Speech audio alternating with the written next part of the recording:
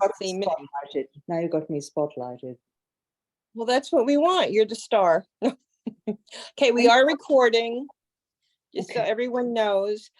We're going to open it up for questions at the end. So I would like to thank Hazel for letting me do this. Let me interview her and talk with her about her book. And Hazel, would you mind telling us a little bit about yourself? Some people don't know. I don't know how. They don't know you. I know, because I talk about myself all the time. Yeah, I'm. Thank you, Mattituck-Laurel Library. Thank you, Beth. Thank you, Shauna.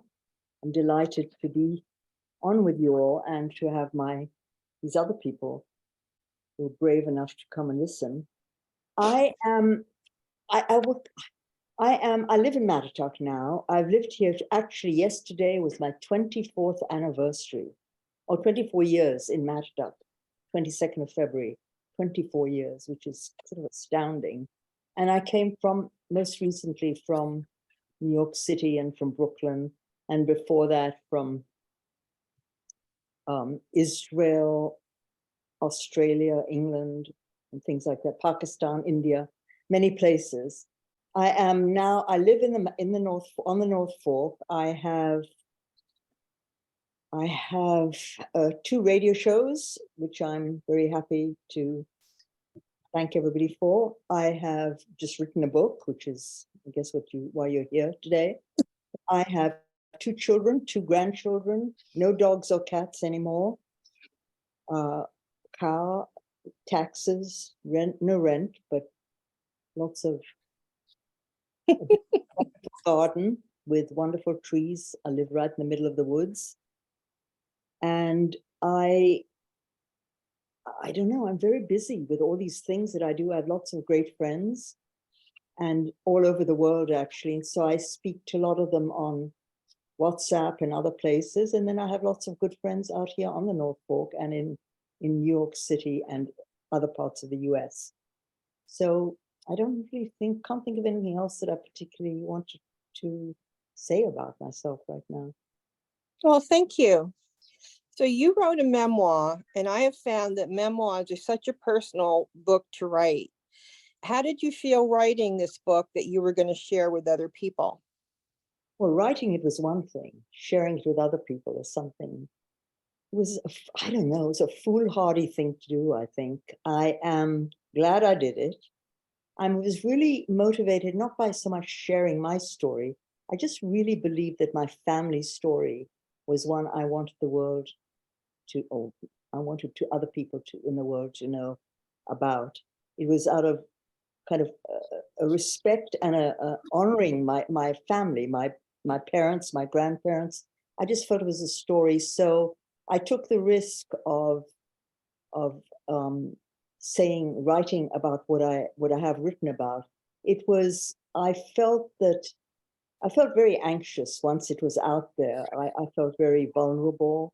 I didn't know what people were going to say. I was concerned about the subtitle of my book, which is Growing Up Jewish in Pakistan.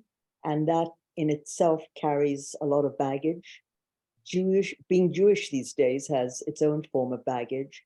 Pakistan has its form, and the combination of the two I thought could be quite ugly. But so far, I have to tell you, nobody has said anything like that to me at all. But more than that's the sort of objective stuff. The idea of telling people about myself, it's partly for a long time, people have said to me, you talk about yourself, but you don't really tell anything about yourself. And I think people feel that I was sort of secretive in a way, and maybe I was protective. So now that I've done all this, I don't know, now people are saying, oh, but you haven't told the whole story. You haven't talked, for instance, some of my family members say, well, you haven't talked about your children. You haven't talked about your husbands.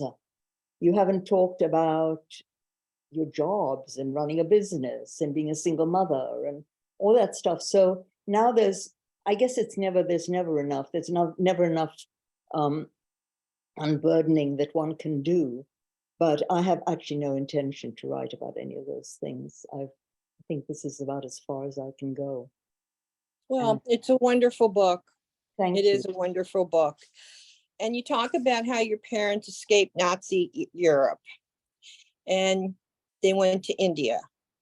And it was during the British Raj. Can you explain what that means? With the British Raj in particular? Yes. Yes. I'm going to put on my glasses for a sec because I made a couple of notes here and I want to be really accurate because I'm actually rather an inaccurate person.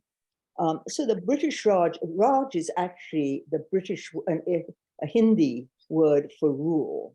So it is the British Indian Empire, and they ruled that part of the world from 1858 to 1947. And 1947 was when the British rule ended and partition began, and India and Pakistan was separated and Pakistan was born. And so I'll just carry on. If you should, I'll just say a little bit more about how partition ended, because the British, having ruled on this Indian subcontinent from those years, which were, I don't know, 47, almost 190 years, they were also been exhausted by their 6 years of the Second World War. It cost them a great deal. It just in what's now called treasure and the other word, body, life, but also just ruling over 350 million Indians. It was a very arrogant thing to do. So they were just exhausted by the whole thing. They were glad to get rid of that part of the world, out of that part of the world. Your family, being Jewish, were labeled enemy aliens, and you were sent to a British internment camp. Would you like to expound on that? Again, I have to go back to my notes to make sure I'm accurate. Okay. That the technical definition of an enemy alien is when you have a citizen of one country living in another country with which it is at war. And so my parents, there was some complicated mixture of German and Polish in terms of their background. But the British government at that time was imprisoning German, Austrian, and Italian refugees as enemy aliens. And so even though technically my parents were not German, they were actually Polish, because my father was Polish, my mother became Polish by marrying him, even though she was German. They were basically enemy aliens because of that. And so the British interned us as enemy aliens. At the same time, the Polish citizenship, in 1938, Poland refused to actually renew the passports of Polish Jews living outside Poland. And that's thereby hangs a whole other tale. But so in the meantime, my parents also no longer had Polish citizenship. So they were stateless. They were stateless and enemy aliens, which probably was a pretty big double whammy. And so the British interned us. You were interned for 5 years? 5.5 years, yeah. And how do you feel that affected your early childhood and into adulthood? I don't know. I can't say that the internment experience was, for me personally, or for my brother, as far as I know, as far as I can speak for him, it was not traumatic for us. We were actually quite free. We were living in an internment camps with barbed wire all around, so nobody could run. We couldn't run away anywhere. There were guards everywhere, and you know, we had our own place. Sometimes we lived in barracks. Sometimes we had a little house, and food was provided. Some kind of other, I don't know, money was provided. For my parents, it was so for us, it was a kind of a bizarre kind of freedom. For my parents, it was, of course, a very different thing because they'd lost their freedom. And they were, you know, I often remember how young I had to remind myself how young they were. They were in their early 30s. And they were very young to have just done all this stuff, left, you know, got their medical degrees, left Europe, come to India, started a medical practice, and then being interned. So for them, it was a very different thing. They had no connection, no familiarity at all with that part of the world. They were Europeans, Northern Europeans. And so suddenly they find themselves in this country by choice, found it by choice, but they didn't know why they were interned, really. They didn't understand it.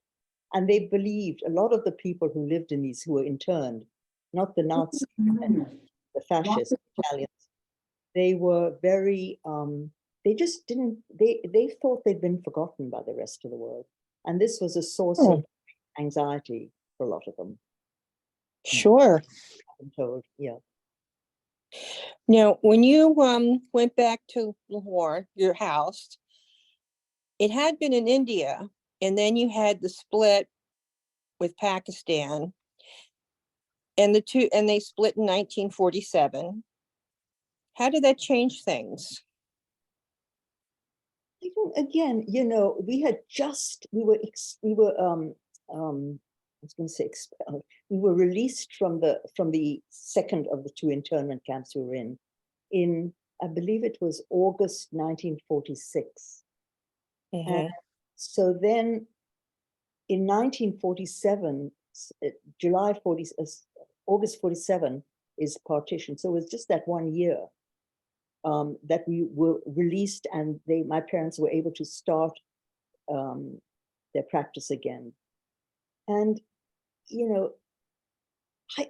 I know a lot about the partition now. I've been very much in contact with a lot of people who are doing oral histories of that time, of the India-Pakistan partition, a very, very highly traumatic time in the subcontinent's history. And for them, there's endless stories of how they suffered. But honestly, again, we didn't suffer, really. We had no land. We were not landowners. So suffering was people lost their property and their families and all of that. We didn't have any of that. So it was just not a terrible time. I think my parents had some, because they were physicians and because they were members of the European community, they tried to do some helping out with the refugees, because the place was full of refugees. The Hindus left Lahore, left Pakistan, then Pakistan, and the Muslims came back to Pakistan, and we left in India. And there was I don't know, nobody's ever really established, but at least 1 million people were killed in a very short time, killed by each other. And so, but my parents, I mean, we just didn't suffer. I think we'd kind of done our suffering by then, and we somehow didn't get really, we were not in the way that so many other people suffered in that part of the world. We just, we were European, we had no property, and we had no ties, really.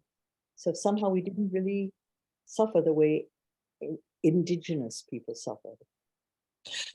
How you were one of the few, if not the only, Jewish families among the Muslims. How was that experience?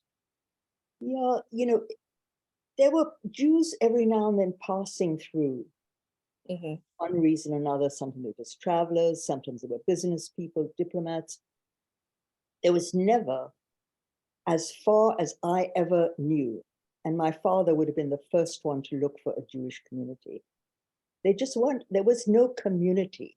There were individuals here and there.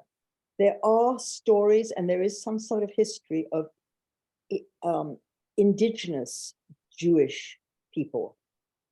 They were not, some of them then came from Iraq, from some of the Arab countries over there, but it was never a significant number of people. In Karachi, there is a Jewish cemetery, but we never knew Jews. I mean, we never, if you're Jewish, you have to have 10 people, a minyan, to have any Jewish celebration or, Passover, any of those things.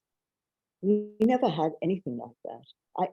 We didn't, the Jewishness that is very deeply embedded in me, but without knowing very much about Judaism itself.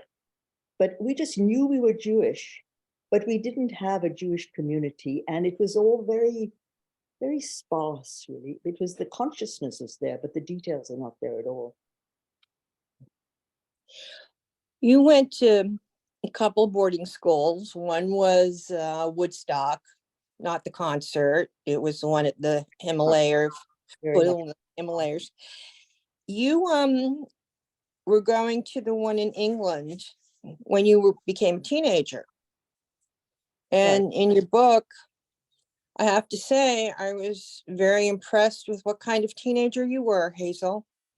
You see, now you're going to get me. Now you're telling tales out of. Yeah, you know, in fact, I went to Woodstock School, which was a missionary school, an American missionary school, which was, in other words, the thing was a religious school. I mean, everything was religious. We had prayers, you know, I was always God blessing everybody. And I mean, and then we came home for the holiday, for the school holidays, and we didn't know what to do about Christmas and New Year. I mean, and Christmas and Easter and things like that. We just didn't know what to be because we were Jewish and so you couldn't have Christmas. But if you did Christmas, would that be bad? And if you had Christian friends, should you be giving them presents for Christmas or would that make you un-Jewish? It's very complicated and without any answers, I never really solved all those problems. I'm sorry, now I forgot what your question was. Oh, about the teenager. You no wonder I've repressed it. The question, teenager. So you were a beatnik. Yeah, but that first I want to tell you. So I was a very good girl when I left Woodstock. I was 14, almost 14, and I was just full of this goodness, you know, well articulated goodness. And then when I came to Bedales, which was a very different kind of school, it was very non-denominational and very progressive. Even then, even today, it would be considered very progressive. And there was just no religious issues at all.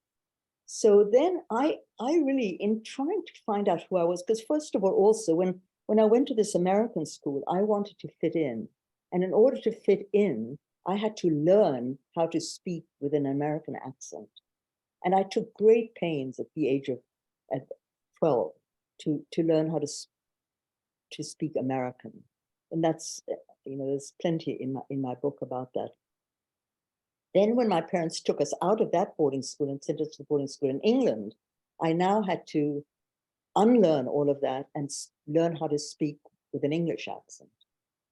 And so in the process of trying to work out, now I was free to work out who I really was. I had very few rules. The school, I mean, there were rules. We had to have a cold bath every morning in true British tradition, which is actually a cold shower. And we had to do outdoor work and other sports and things like that. But it was a very, very easy school in other ways. So I was able to then put behind me all this good Christian stuff and to become, and by this time, it was the late, by the time I left that school, it was 58, something like that. And 2 years later, it would be the swinging London of the 60s was starting up. So somehow, because my parents had to raise us long distance because we were in boarding schools, they were in Pakistan, we were in England. There were no phones, there was no social media, there were no ways of contacting except by writing letters. So we wrote letters all the time, and my parents raised us, continued our upbringing through these letters. And they would try to be very strict. But in the end, I started to realize at a certain age that however strict they were, really, they were also thousands of miles away. And even though they could set the rules, I didn't really have to always follow all their rules because they wouldn't know.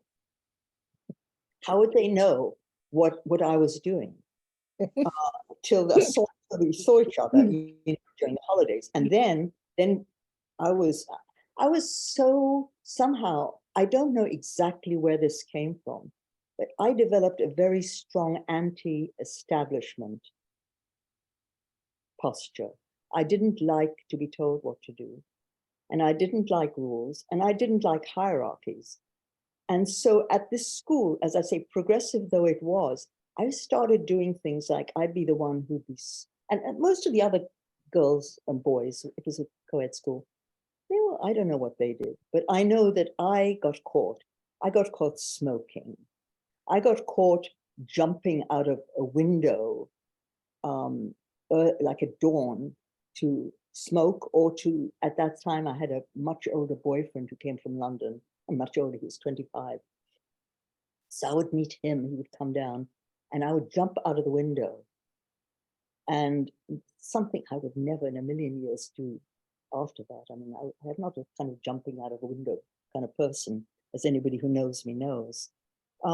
So I don't know, I started to do that. And then it was the beat poets. And I did the whole thing. I grew my hair very long. I smoked gitane because I had this whole French thing as well, European thing. And I was always getting into trouble. I hung out with a lorry driver who drove me around some parts of the south of England. And we slept in like bombed out construction places with fiberglass insulation everywhere. And I got that under my skin. I was always doing those kinds of things. I just couldn't bear to conform. So I don't know where that all came from. It might have been from the religious school, leftovers. But and then then I wasn't a teenager anymore, but I was just 20, and I was pregnant in my second year of school, high school. I mean, college. And so I always did those things, and I don't know. I think that if I was doing those things now, I would probably be classified as mental health issues. I don't know. So, and I don't think that my children or my grandchildren have inherited those things, but in particular, so far. That's good. One of the things in your book you talk about is that when you and your brother were teens, your mom only, well, you were teenagers, your mom only wanted one of you at home at a time, which had to be difficult for the one who wasn't going. How did that affect your relationship with your brother? Yeah, that was such a weird, really cruel thing that my parents agreed or decided to do. Was, so we were at boarding school. Let's just take it only happened in the British boarding school, where we had, just like other schools, we had this long summer holidays and then the short Easter and Christmas holidays. And so my parents, usually my mother, would come for the entire school holidays in the summer. She'd come to Europe, and we'd be taken around and educated in all the classically good ways that one can be educated in those things, all the capital cities of the world, of Europe. And then, but in the Easter and winter and Christmas thing, they didn't really know exactly how to do this. It was too expensive in those days to be going back and forth. So sometimes my brother would go over to Pakistan, and sometimes I would go. My brother and I were always very, very competitive for our parents' affections. And my mother would say, how can you both be jealous of each other? Don't you understand that this is illogical? You can't both be jealous of each other. It doesn't make sense. But of course, jealousy is not a rational emotion. So that one of us would go, and I think they thought, I'm sure they were trying to protect themselves against our fighting with each other. But maybe they also thought that each of us would then have a more protected environment by being alone. They'd sort of make up for their absence if we could just have both of them share. We could share both of them. I mean, share each of them together. We'd have both of them together individually. And so so it was very traumatic I remember writing in my diary and writing to my parents how awful it was that I was the one who's left behind. And then, of course, I would gloat when I was the one who went. How it affected my brother and my relationship, I think we were never able to know how to manage our parents' affection. We didn't know when to to combine in a sort of joint anger at our parents, the way children do, siblings do, they join together against their parents. And other times, we just, it just left over fighting for scarce resources. So there were so many ways, if he got something for his birthday and I didn't get it, something for mine, then that was a reason to be upset with our parents, my parents. And so I think we never quite managed how to combine together against them. We didn't do that very well. But I'm not sure. I mean, I've written in the book, there's a whole chapter on the rift between my brother and me, which was a very difficult decision to make whether to write that chapter. But I felt it really had to be in there. Otherwise, the story would be far from complete. And I don't know if you want me to talk about that now or. Sure. Share it now. So while we were still at school, and even in my first years of couple of years of college, and when my son was born, my brother and I were really actually quite friendly, and we cared about each other. Well, I think we always cared about each other, but we didn't have any outward things. I mean, we got over that. We were no longer teenagers. But then later on, in the early 80s, it was, if you remember the movie, The Days of the Condor, which was all about the CIA and things. Well, somehow I don't want to go into details now because it's really not relevant. But we had my brother and I had a political disagreement, a very profound political disagreement. And that lasted for many years until 10 years ago, something like that, when we repaired the rift, which had been going on for years. And we had a reunification, and and that lasted for a few years, but then Trump came along, and it turned out that we still had the same roots of disagreement continued, which I was actually really surprised by. I thought they were all buried. And so now my brother and I are no longer in communication with each other. I mean, I'm in communication. I write to him, but he doesn't write to me. And I don't know if it'll ever change. He's made it clear that he doesn't, want the connection. Well, thank you for sharing that.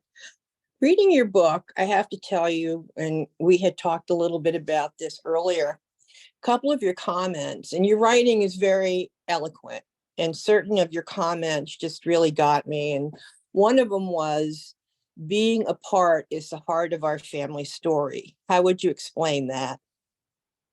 Well, I've explained a little bit of it by just telling you, about the boarding schools and just Right.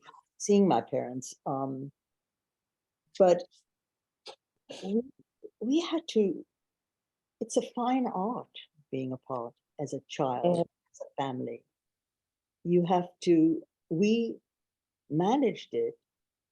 I don't think there were rules about this. We just wrote from the first boarding school onwards. There was even another small boarding school just for a few months when I was 8 and my brother was 6. We were it was in Kashmir, up in the mountains. And even then we had to write once a week. That was the school said we had to write once a week. After that, we just wrote. I don't know if there were rules. If we had, maybe the first school told us we had to write once a week or whatever. But we wanted to write because we had no other way of communicating. And not only we wanted to write, we wanted to get the letters.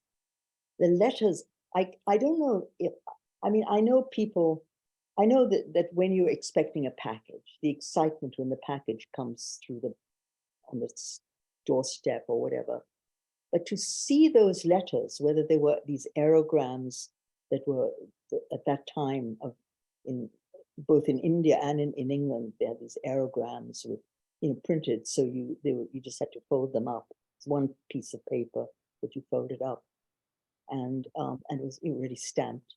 I mean, they were incredibly precious things. They were, and eventually, and so we wrote and we wrote and we wrote. And there's a chapter in my book where the only image there is just a pile of all these blue and other, just a pile of the folded letters from the age of for my 2 boarding school years. So those letters, to me, since we didn't have any phones, we had the visits when during the summer and stuff, but we never heard each other's voices. Growing up, my parents didn't hear their children's voices when we were at school. They only heard them when we came together for the holidays. And I remember coming back from boarding school in India, just thinking how strange my parents' voices were, because I hadn't heard them. Mm-hmm. And I didn't have a good enough, maybe auditory imagination. So I didn't know, I couldn't remember them. And I have much better visual imagination and memory. And then also they didn't hear us. I mean, for them, not seeing us for 6 months at those early teenage or earlier years, I mean, our voices must have been very different when they saw us again. So, True. So then all we had were these pieces of paper, really, till we saw each other again. So they became embodied. I don't know, embodied, I guess. They took on a life they had a value of their own. And not just now in retrospect and as possessions and as things from the past, but then they had this huge value. And so I believe I've tried to write about this to say that our family was not really in those letters, but it was those letters. Those letters were the family, because there wasn't really another presence or embodiment. I don't know how to explain that any better than that. Well, I think, again, in one of your comments in your book, which you and I also talked about earlier, and I think this might fit it, is the Aborigines in Australia sang their past into existence with their voices. And our family wrote ourselves into existence with handwritten words on paper. Yeah. So that, sorry, yeah.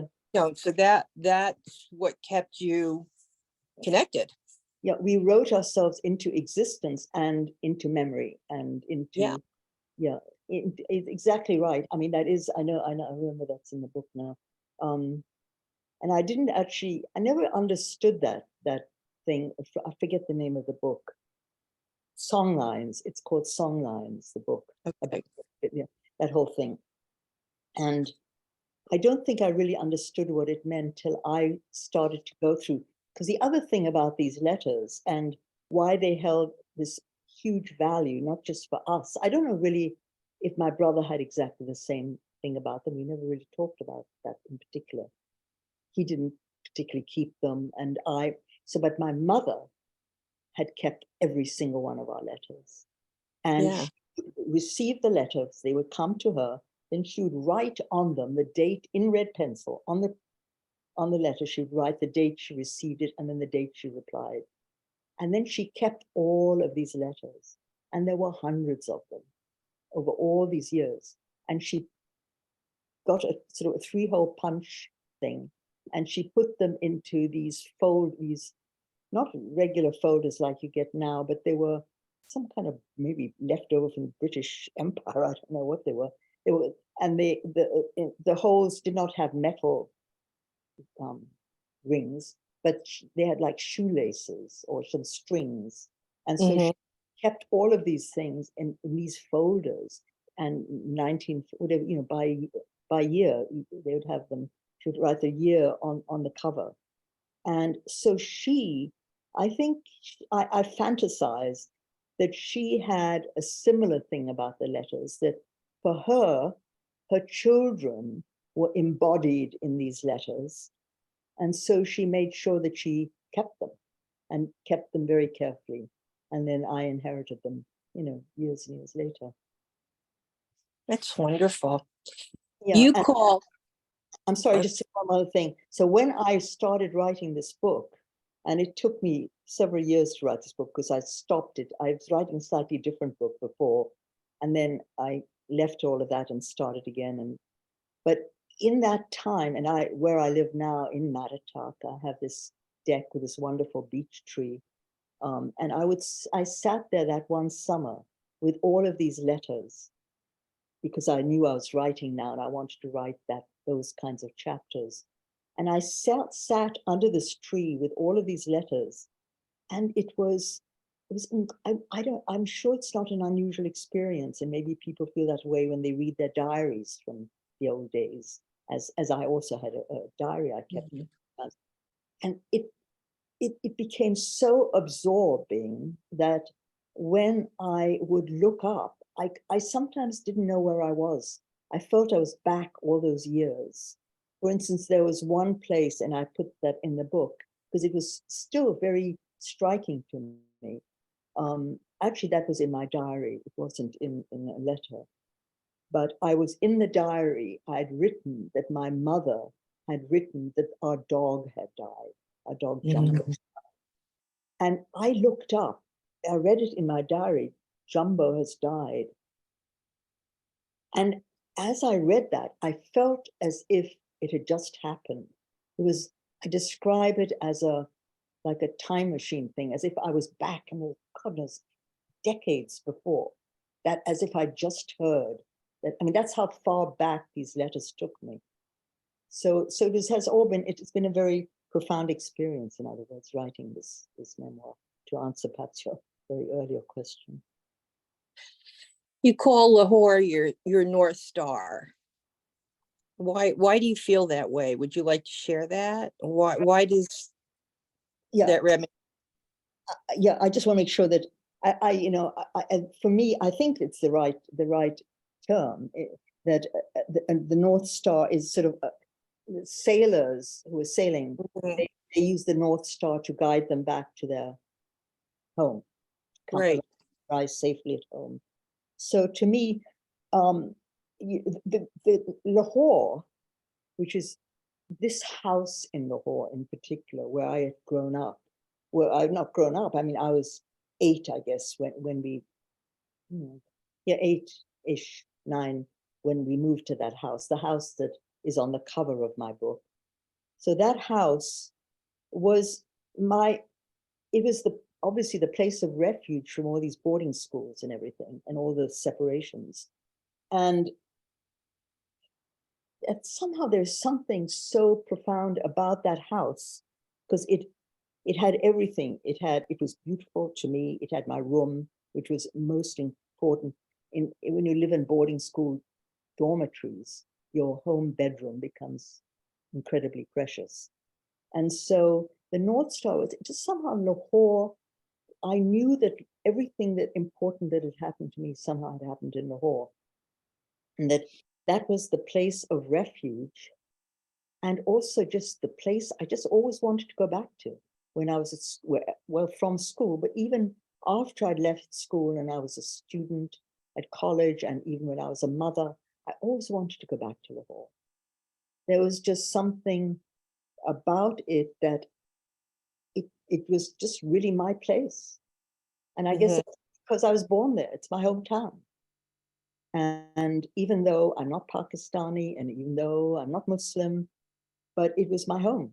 And I I'm really glad that was my home, and that it represented everything, I guess, that a home should be. Well, I thought reading your book, that was the perfect thing to call it, because I could sense your feelings whenever you were there and whenever you talked about it. And you've been back to Lahore. Yeah, so so Lahore was where I grew up. Lahore is where I always went back to, and because my parents kept living there till my parents. So they came to Lahore 37, and then there were the the years of the internment and everything, and then actually my parents had originally intended. They were never Zionists, stated Zionists. All of our family, all of the European, all the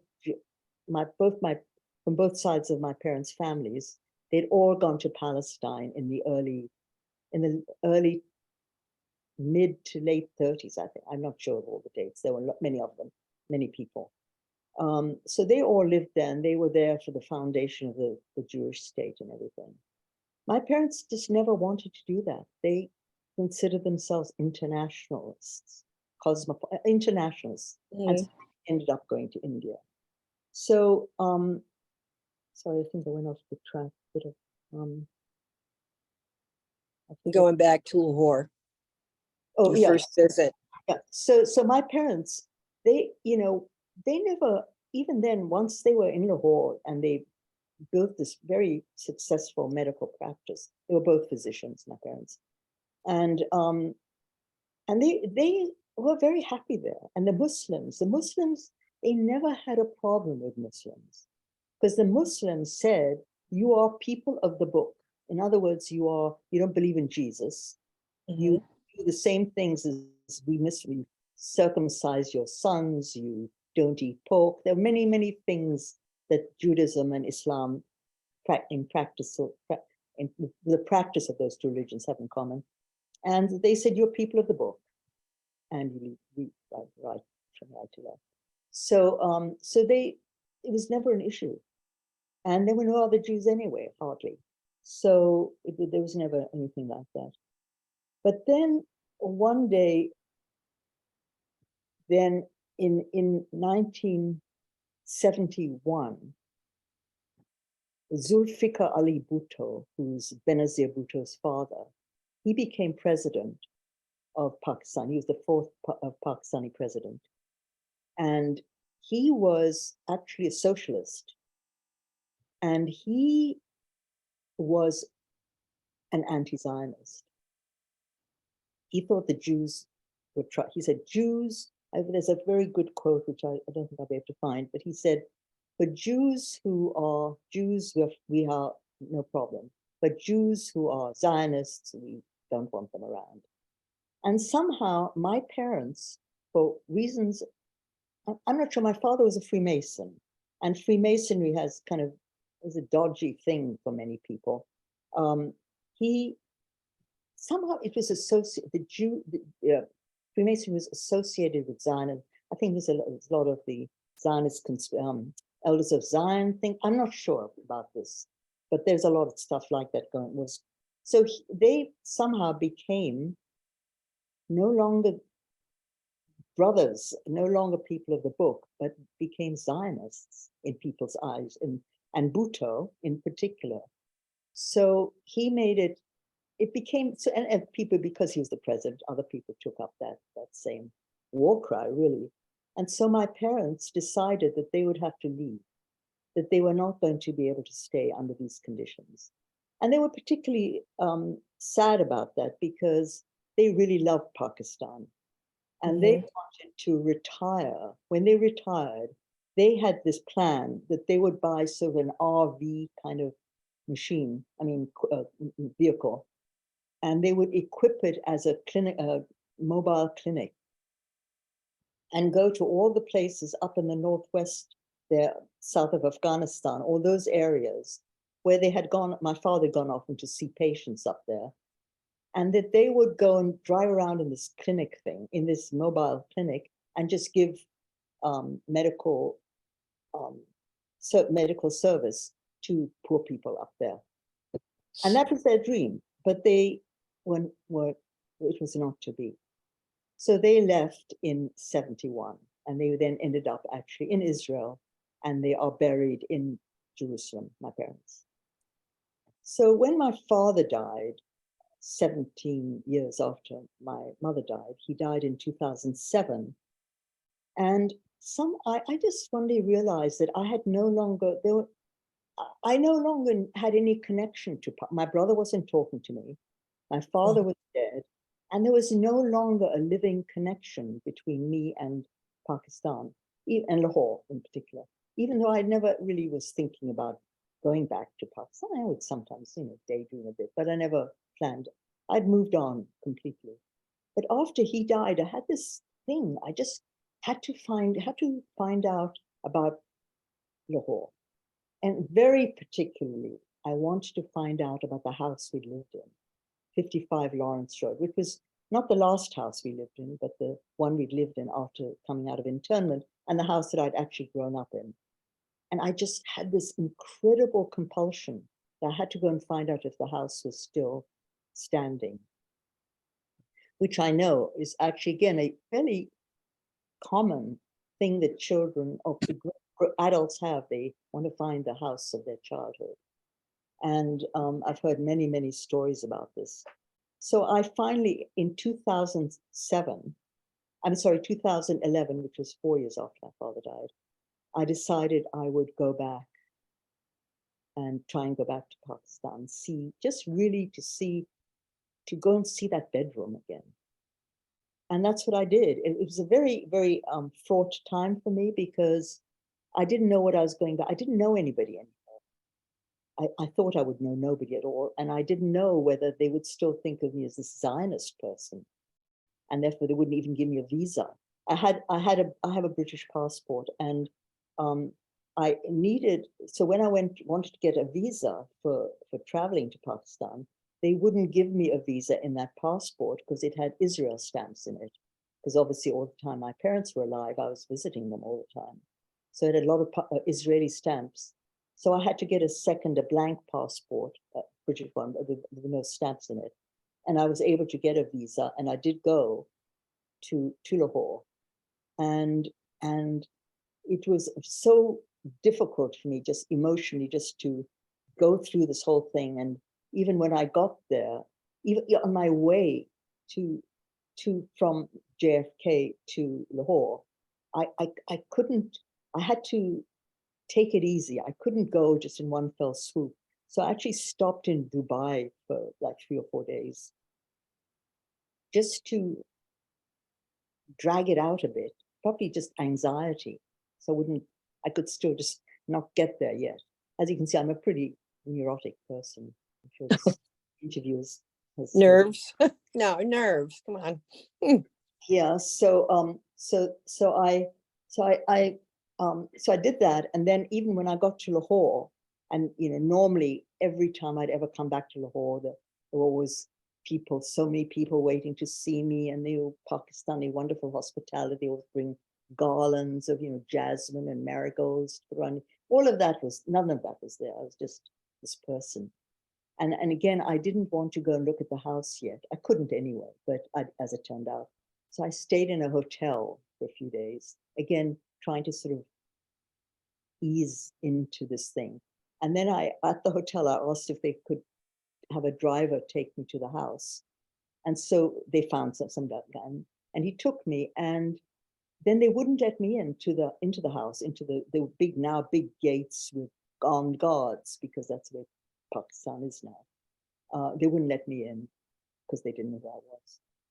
So I just wanted to see if the house was still there. So I persuaded them to just open the gates enough for the car to take in its turnaround, so I could just see if the house was there. That's all I wanted. I said, I promise you, I won't even open the door.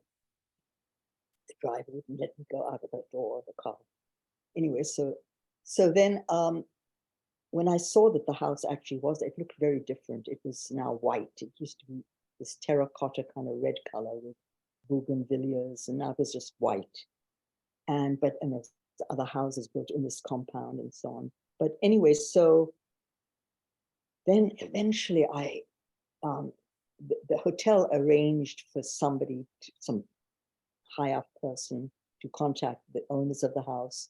And they not only let me go and look at the house, they invited me. They were incredibly wonderful. They were very hospitable to me. They had invited me for dinner, the whole in the old house, all their family. I mean, it was just fantastic. That's the way Pakistan hospitality is. And so so I went back, and then I've gone back 3 more years, 2011, 12, and 13. And then I went back in 2020, came back just as the day that the pandemic was declared here in the US. And I gave, in that 2020, I gave a talk about this, what actually became my book. And then I was invited again this year to present my book at another conference, a literary conference.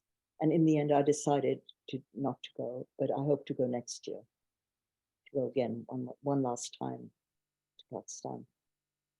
We had talked about you doing some reading from your book, but I'd like to open it up to questions. If anybody has any questions, is that okay with you? Sure, absolutely. Okay. Shauna? I think she's there. Yep, I'm here. So if you have a question and you want to unmute yourself and ask your question, you can go ahead and do that. Hello. Hi. Hello. Hi. Hi. Can I ask a question real quick? Sure. Hi. So my name is Jürgen Scharflechner. I'm actually at the University of Berlin. I'm an anthropologist, and I actually call you from Karachi. So it's 5:40 in the morning, and it was totally worth it getting up at 4:30 in the morning, hearing your story. And I actually had the chance to read your beautiful manuscript a few years back when a friend of mine, whom I hope you're, her name was Fuchs at that point, Maria Fuchs, gave it to me with your permission. I also need to add. So I had read it a few years ago. And my question is, so I'm actually currently, so I published on this topic already on the anti-Semitism of Pakistan, and I'm very happy that you confirmed what was my theory for a long time, that there was no anti-Semitism until the 70s, because I did a lot of research with Pakistani Jews who were in Israel, in the cities of Lod and Ramla, and they confirmed this very much. And you're absolutely right. There is a Mevasha, there's a Jewish cemetery here, just a few kilometers from where I am right now, right? And I'm currently writing on a chapter of my book on the emerging Jewish communities. So it's very curious that it seems like that the Jewish communities have come back, and I've been working with one community, a very poor emerging Jewish community, over the last many years. Sorry, I don't want to speak too long. I also want to, provide other people the possibility to ask. But may I ask you something? Would it be possible?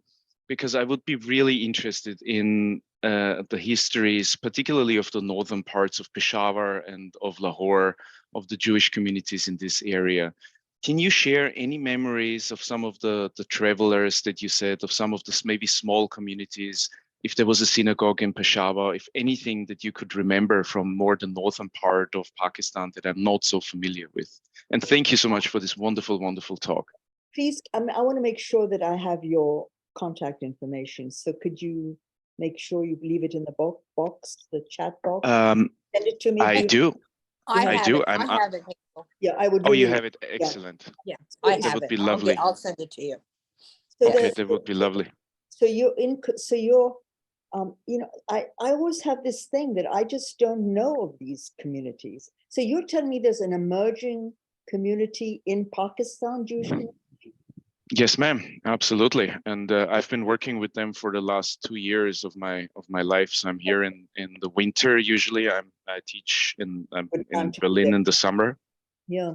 So I have 2 friends there's this one man who's a Jew, a Pakistani, who went to Israel. Do you know who this man is?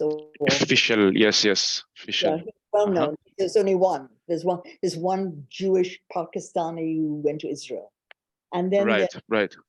I have a friend who's a filmmaker, and she is trying to make a film, and she's interviewed me a lot for it. And she filmed the gravestones in Karachi. The Jewish. Oh, So I'll put you in touch oh, as well. We can do all of that. I'm sure. Do you speak of Sadia? Could it be that you speaking of Sadia Said, who is in the United States, a filmmaker at Wellesley College? No, this is a woman called Hina Ali. Oh, excellent. Yes, please put me in contact with her. Yeah, definitely. And then I have another contact who also knows somebody like, you know, I can't remember the names, but I can be very happy to connect you to all of them. So, Thank you so much. Thank you so much.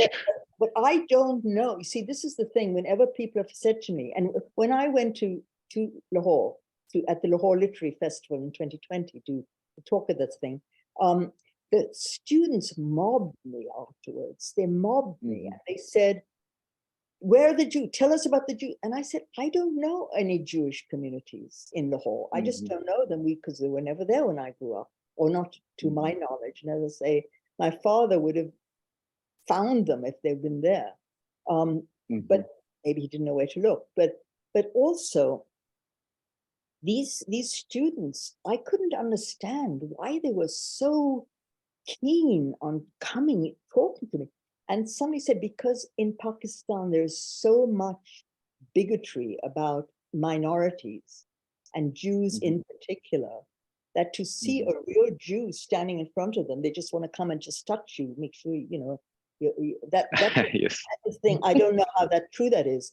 But, and this friend I stayed with, her friend said to her, why are you having this Jewish woman stay with you? It's so dangerous. Not that I'm in danger, but that the government would think, you know. So there is all of that. We can certainly talk about all of that. But also, you didn't mention, you mentioned Peshawar, but there is a synagogue in Rawalpindi. Do you know about that? I have Yes. Okay. So I don't know who the Jews were, but it was a huge place. Excellent. That is so interesting. I would love to talk to you more. Please write to me. Everybody else with all of this. So I'll be happy. We'll be in touch afterwards. Great. I'm glad. Thank you so much.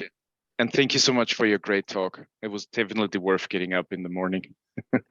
All the best. Hello. Unanticipated pleasure. Hello. I'd like to talk a minute. Sure. Oh, my name is Tony Ernst.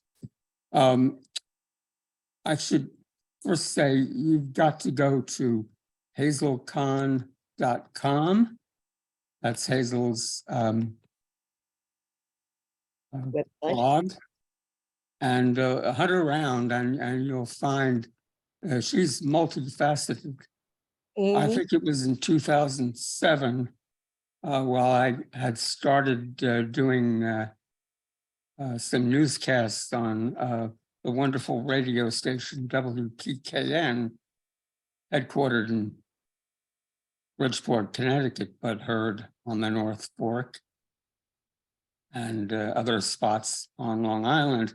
And I got a call from Hazel Kahan, and she said, I want to do radio.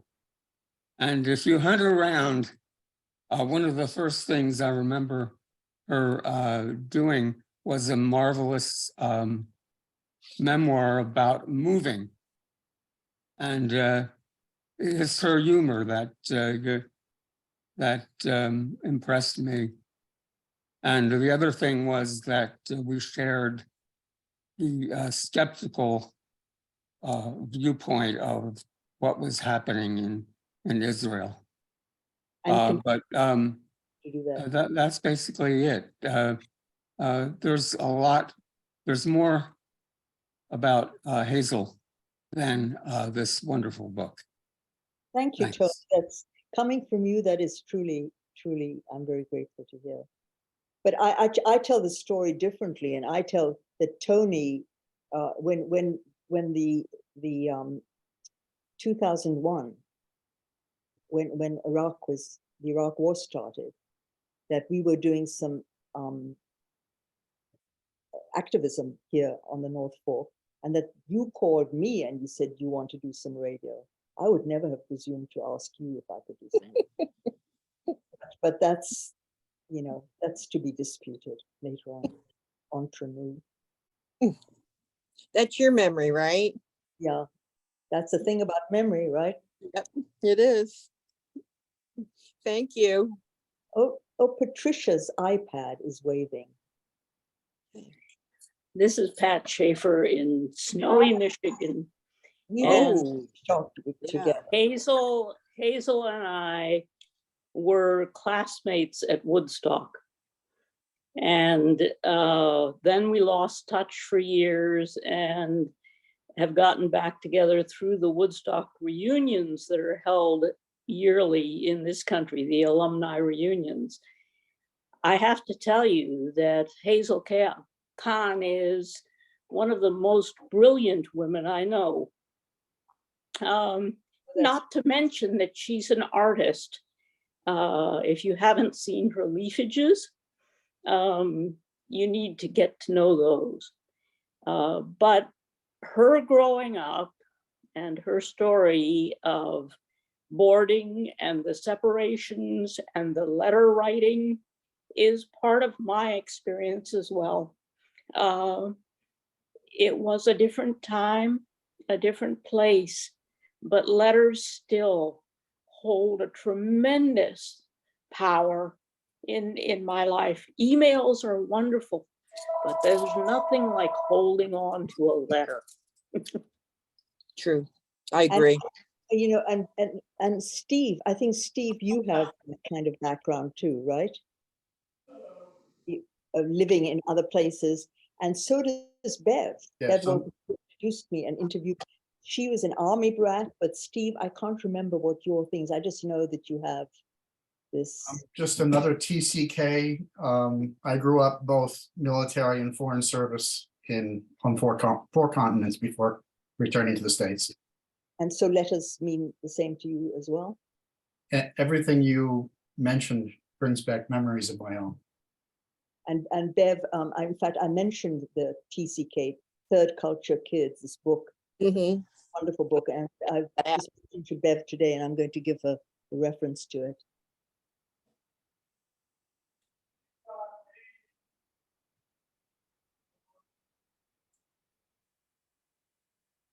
Any other questions?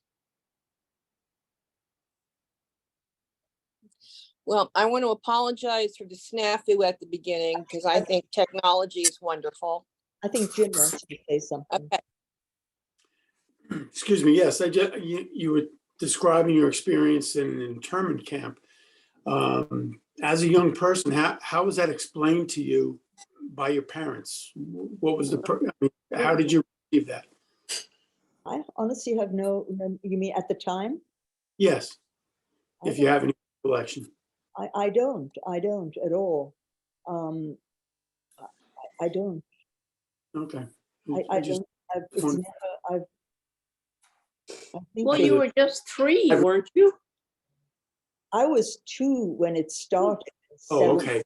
Seven Yeah. and a half. My brother was 3 months old when we were interned. It's just always been part of the story, but and you know how they felt themselves, but they always felt bad that they hadn't been able to protect us from it. But I don't really feel that that was actually particularly for myself a traumatic time, except whatever I absorbed from their anxieties, which I'm not sure about. All right, thank you. Thank you. Hi, Hazel, it's Beth. I also was wondering about the internment camp. Do you remember where it was in Pakistan? The first was in India. It was India. The first was a place called Puranda, and it's in the mountain. It's now sort of a tourist. It's a fort in the mountain. Yes. And the other was Satara, and that was in the plains. But they're both in the sort of Bombay vicinity. I mean, I had a couple 100 miles in some direction and others out of Bombay. They're near Pune, weren't they? Yeah, yeah. They were Pune, what? Near in Pune. in the Ah. pool sort of area. Oh, so I don't know. I'm really bad with all of that. But that, yeah, but you were moved quite far away and your parents were moved from their home quite far away from their, from you know, Lahore- where, from their Lahore, home in Lahore. Yeah. it Did was they, like 24 hours or something by train. yeah.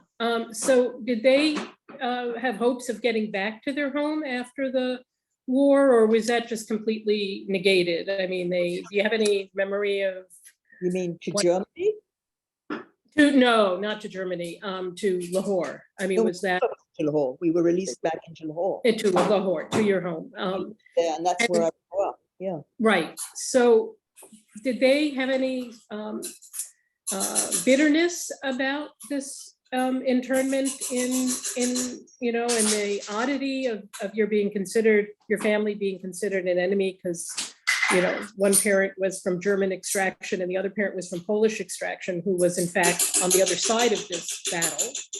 I think they were very bitter at having lost those years. Yes. But, you know, we were still all in decent health. We were not, I mean, they had some money that they were able to convert into objects that they bought, and they were able to set up. They were so determined to just recoup the time. I don't think they sat around being angry. Mhm. They're probably more angry at the Nazis than at the Brits, though they were both equally.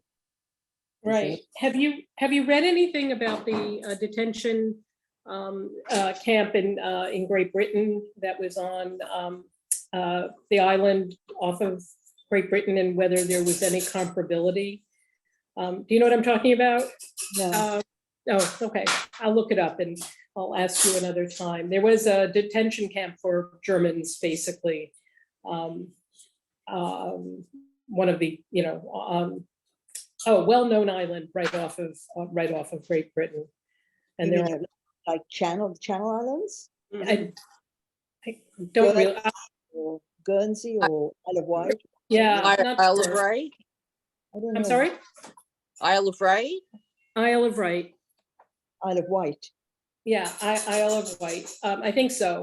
And there have been some books written about that experience, which I'll share the one I know with you, the name of it. I'll look it up and send it to you. But I'm just wondering, Doris, who I met, didn't particularly have fond memories of it. So I wonder about this British policy of the detention centers, but okay. Well, we did it to the Japanese. Yeah, we certainly did, and they have very bitter memories, as they should. I mean, right. Yeah. Okay, I just wondered what your sense of it was as a kid. You were fine. You were with your parents and your brother, and you weren't badly treated or anything. So, Yeah, I mean, they would not. I mean, my parents obviously had a different view, but there's somebody, a young Indian researcher.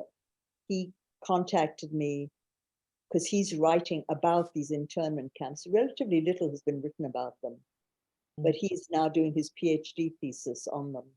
mhm. And he found me through, you know, I mentioned in the book that my father's writings are in this Leo Beck Institute in New York, and which is Center for German Jewry, and they were interested in archiving his papers. Well, thank you, Hazel. This has been fascinating. I see from everybody else that they all have found it absolutely fascinating, and we have your book, so I will read it with great eagerness. I'm Yeah. glad. Thank you.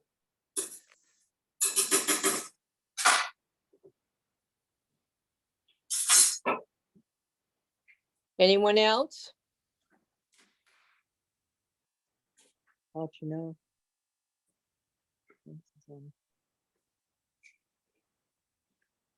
People can raise their hands Hi. by clicking on the chat and doing hand raise thing. Hi, Hazel. Catherine, long time Hi. for you. Hi, great to see you. It's been a long time. Hazel and I have known each other from what? Way back. I don't remember what we originally connected through? 2005. Well, we were active together. Yeah. First, it's yeah, Iraq War. firstly, yeah, Mhm. and then Hazel brought me her beautiful leafages when I had an art gallery in Greenport, and we sold them through there. And then we had our own art show at Hazel's house one day. Remember that? I was Yeah, thinking about that, thinking I might do yeah, that one day. I thought, wonderful. Yeah, I have your book also. I borrowed it from the library and I have just touched it, just begun it, but oh, I'm that's looking forward to finishing it. good. Yeah, and thank you so much for today. Thank you for coming. Mm-hmm. Yeah. Did you pick up the language at all? I didn't know if anyone else asked that. Yeah. Um, You know, it's I describe it as either sort of a 10-year-old level. You know, I really mm, after 10. I mean, I was back and forth, but I didn't live there Yeah. anymore. And also, Right. sort of, my friends, my Pakistani friends, say I speak real colonial. Colonial, yeah, Yeah, like yeah. American Pakistani. Yeah, British. Yeah, yeah. Yeah. Hmm. Interesting. Kind of not very, Wow. but yeah, I wish my parents had made us learn better and to learn the Islamic, I mean the Arabic alphabet. Earlier, you said that you had gone back to Lahore in 2020.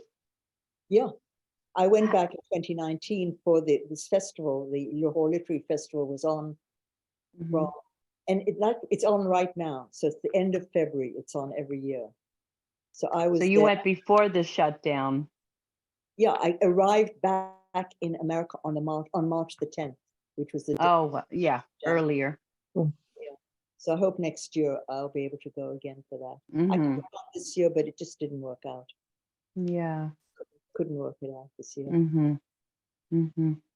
But I'd like to be able to. Wow. And my book is actually being published in Lahore, in Pakistan, by a Pakistani publisher.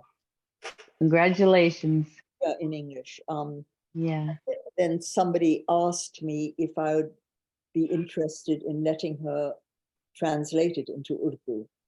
And so I'm trying to see if my publisher there will allow that, but I don't know if he will. Hmm. Publisher. She has her own publisher, so he might publish it, or she might, or nobody might. Hmm. We're just talking Yeah. about that